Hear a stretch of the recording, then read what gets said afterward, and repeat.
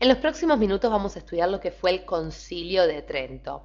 Y les cuento un poco, porque con la idea de responder a la gran reforma protestante que acechaba Europa hacia el 1500, y claro está también reorganizar la Iglesia Católica por esta, si se quiere, esta inestabilidad que había traído en lo social, en lo religioso, claro está, y en lo político, se va a reunir este Concilio de Trento o también 19º Concilio Ecuménico de la Iglesia Católica.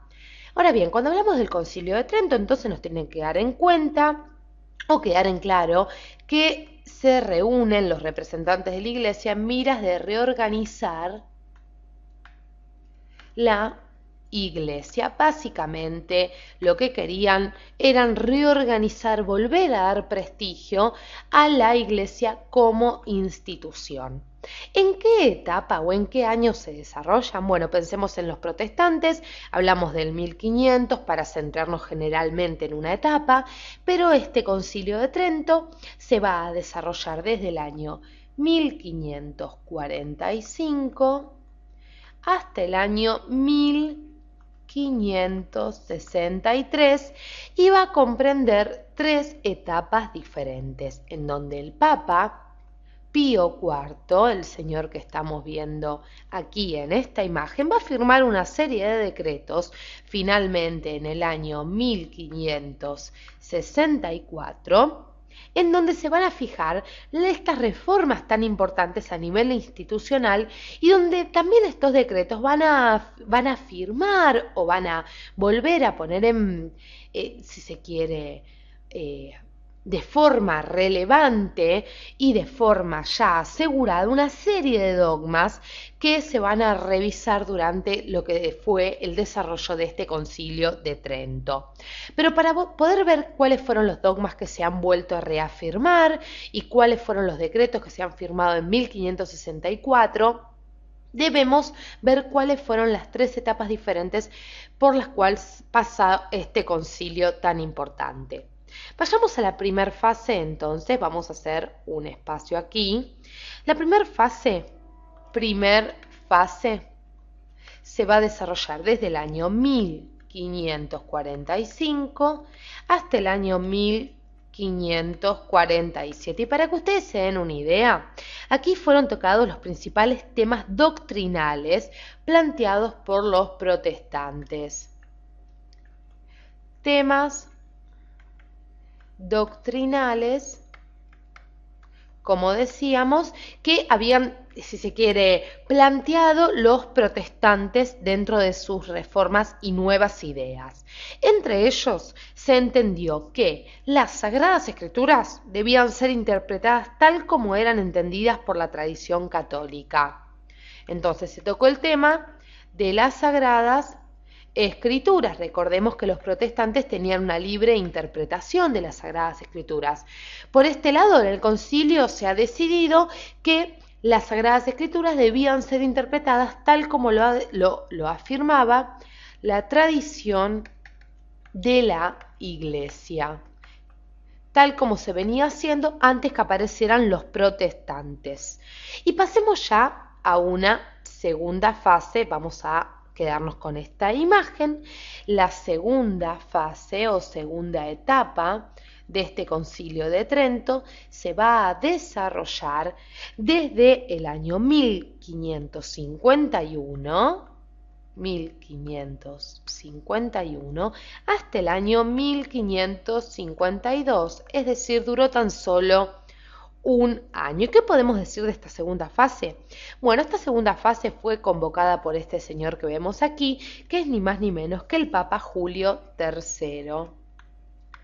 El Papa Julio III.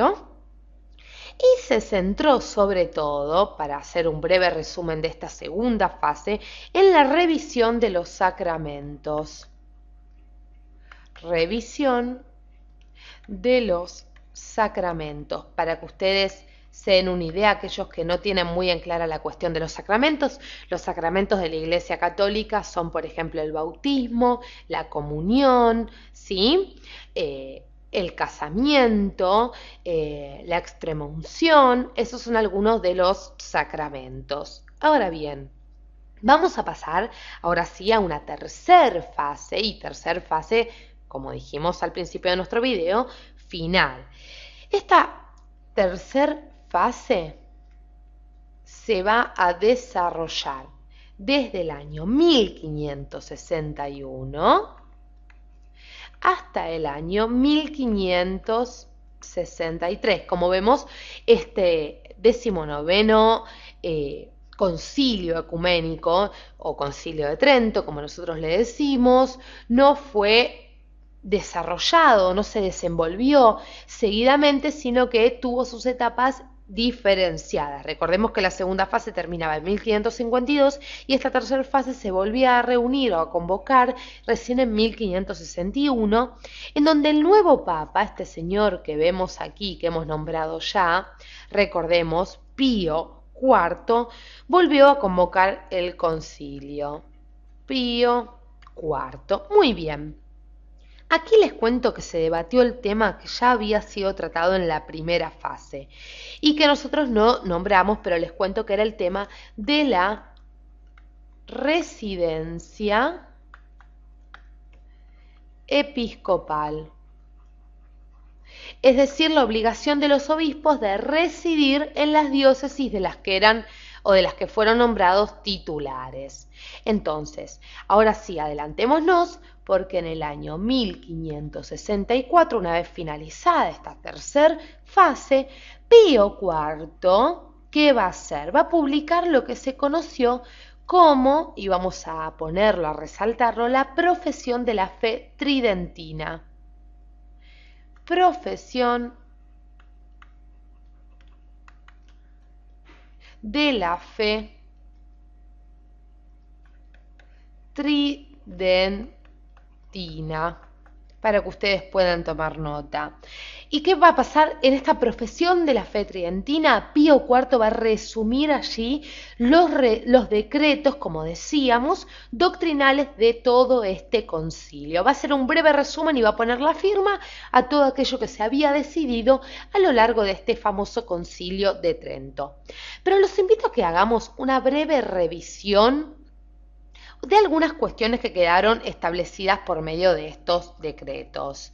Entonces, vamos a ver lo que fueron, para ponerlo de una manera general, las consecuencias del concilio, es decir, las cuestiones que fueron finalmente decretadas.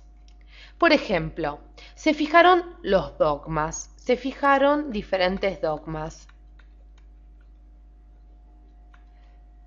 Se fijaron dogmas. Esto quiere decir que los dogmas que la Iglesia consideraba como establecidos previamente se vuelven a fijar, por ejemplo, y van a ser inamovibles. Los dogmas son cuestiones de fe que nadie puede poner en duda. Y entre uno de los dogmas también se va a considerar aquí, en este espacio, que el hombre tiene libre albedrío e inclinación al bien. Libre albedrío e inclinación al bien. Muy bien. Otra de las cuestiones separada de los dogmas, por ejemplo, se va a considerar a la misa como un sacrificio y también, vamos a agregarla ahí, y también se va a considerar a la misa como una acción de gracias. Acción de gracias.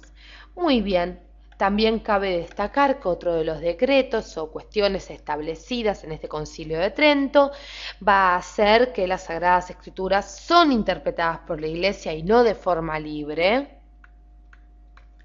Como decíamos en la primera etapa, Sagradas Escrituras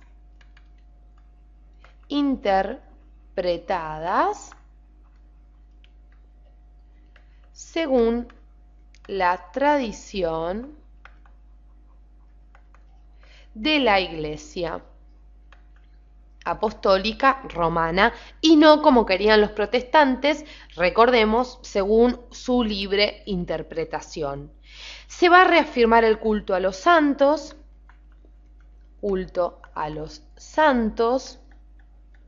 También podemos decir que se va a prohibir el concubinato de los clérigos, otra cuestión también que se los dejo así al pasar. Se va a fijar la plena obediencia del obispo al papa. Y también podemos decir que se va a reafirmar junto con el culto a los santos los sacramentos, por ejemplo el del bautismo. Muy bien, estas fueron algunas de las consecuencias del Concilio de Trento. Vimos cómo en 1564 entonces el Papa Pío IV establecía todas estas cuestiones por medio del decreto, que se van a resumir en lo que se conoció como la profesión de la fe tridentina. Y vimos también cómo este concilio, que se desarrolla a partir de 1545 y dura hasta 1573, llegando hasta 1564, estuvo conformado por 3 etapas. Muchas gracias por acompañarnos hasta aquí y sigan estudiando con nosotros y nuestros videos.